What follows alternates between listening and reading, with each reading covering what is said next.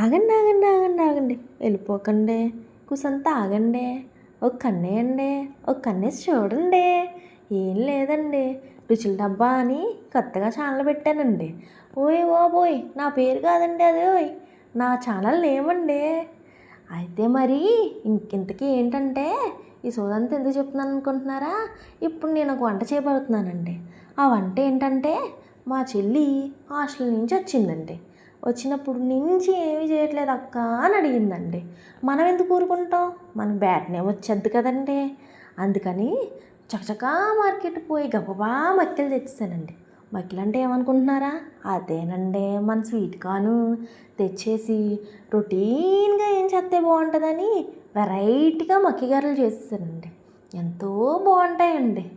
ఎలా చేశానంటే ఇప్పుడు నేను చూపించే విధంగా చేసేసుకోండి.